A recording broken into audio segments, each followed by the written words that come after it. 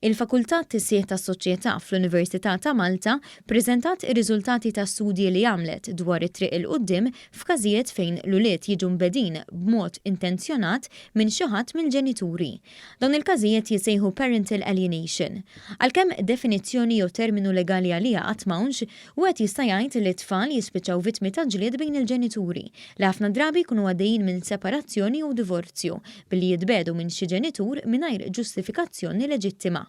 Id-direttur tas-Servizzi tal-Protezzjoni tat-Tfal Steve Libreri li jmexxi l-Kumitat Tekniku li nħoloq is-sena li għaddiet fuq il-parental alienation spjega aktar dwar dan il-fenomenu.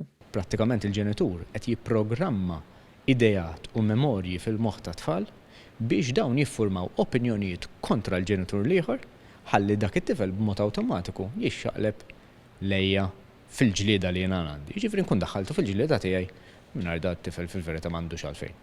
Id-dekan tal-Fakultà Tissieħ tas-Soċjetà il-Professur Andrew Azzoppardi spjega li fil-qofol ta' dan l-istudju ħareġ li t-tfal huma dejjem vittmi ta' dawn il-każijiet.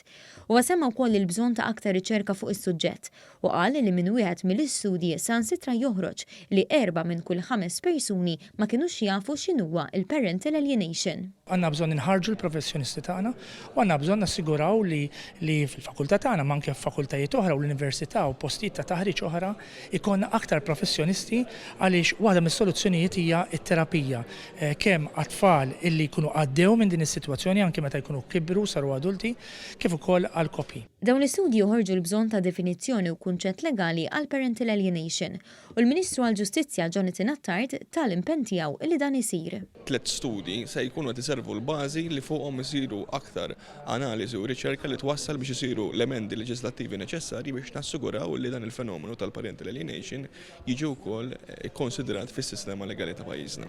L-istudji taw stampa ċara tas-suġġett u realtajiet li dawn il-familji jgħaddu minnhom. Hawnhekk il-Ministru għall-Politika Soċjali u d-Drittijiet tat-Tfal Michael Falzon saħaq li t-tfal qatt m'għandhom jintużaw bħala għodda biex ġenitur iweġġa' lil ieħor. Irridu nħarsu qudiem lejn edukazzjoni, irridu nħarsu qudiem lejn terapija, irridu nħarsu hekk hemm bżonn mela għall-interventi tal-leġiżlazzjoni l-importanti li dejjem l-interess tat-tfal jiġi l-ewwel.